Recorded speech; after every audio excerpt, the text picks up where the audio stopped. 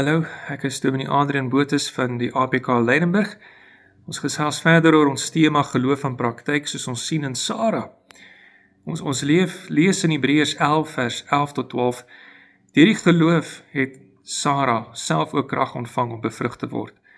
En toe sy oor die leeftyd was, het sy gebaar, omdat sy hom getrou geag het wat dit beloof het. Daarom is daar ook gebore uit een vader en dit 'n verstorwene. Kinders wat soos sterre van die hemel is, menigte, en soos die sand van die see wat ontelbaar is. Nou Sara en Abraham was al oud, toe God beloof het dat Abraham se nageslag so baie sal wees. En dit was vir beide Sara en haar man 'n toets van hulle geloof, om die Here se woorde aan te neem en dit te glo. Menslik gesproke was dit onmoontlik, want nie net was Sara verby die ouderdom van kinders baar nie, maar sy was ook haar hele grootmenslewe onvrugbaar gewees. Nou, Sara en Abraham het saak in hulle eie hand probeer vat, deur Hagar vir Abraham as vrou te gee, want die plan was dat Hagar sou swanger word en dat daardie kind Abraham se seun sou wees wat God beloof het. Maar dit was nie God se wil dat Ismael die draer van die verbond sou word nie, maar die seun wat uit Sara gebore sou wees. Die engel van die Here het eendag met 2 engele by Abraham gestop toe hulle op pad was na Sodom en Gomorra om dit te oordeel. En die Here het weer vir Abraham gesê dat Sara sal swanger word, en sy het gelag. Dit is duidelik nie 'n goeie beginpunt vir Sara gewees nie. Sara het in God geglo en hom gedien, maar daardie geloof moes getoets word om die egtheid daarvan te bepaal. En die toetsing vir Sara was baie moeilik. Ons kan sê, sy het lank gevat om haar toets te slag. En sekerlik sou dit gemaak het, dat Sara uitval en nie gered word nie. Maar in God se groot genade het dit nie gebeur nie.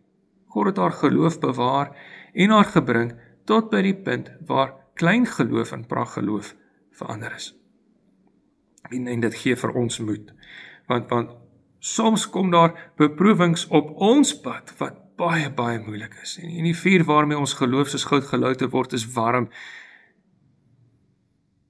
en is verlang warm, sodat die onsuiverhede weggebrand kan word.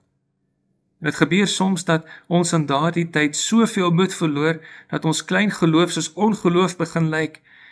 Maar die troos is dat die Here sy kinders wat hy vir homself voor die grondlegging van die aarde uitgekies het, nie wegval nie. In groot geduld, wat net vir God moontlik is, stap hy die pad met ons. Sara se uiteindelike geloof was beloon in die geboorte van Isak. En uit Isak het daar baie, baie kinders na vore gekom. En die baie kinders het 'n volk geword, en die volk het die Messias na vore gebring. En die Messias, Jesus Christus, het 'n duur prys betaal om al God se kinders los te koop van die sonde en die dood. Ons is almal kinders van Sara, omdat ons so sy geglo het.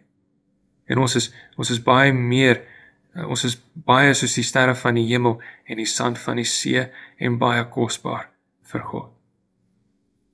Nou soos wat God met Sara gewerk het om haar geloof te suiwer en te versterk, so werk God ook elke dag met my en jou. Kom ons bid. Onse Vader wat in die hemel is, dankie dat U ons lief genoeg het om ons geloof met vuur te suiwer.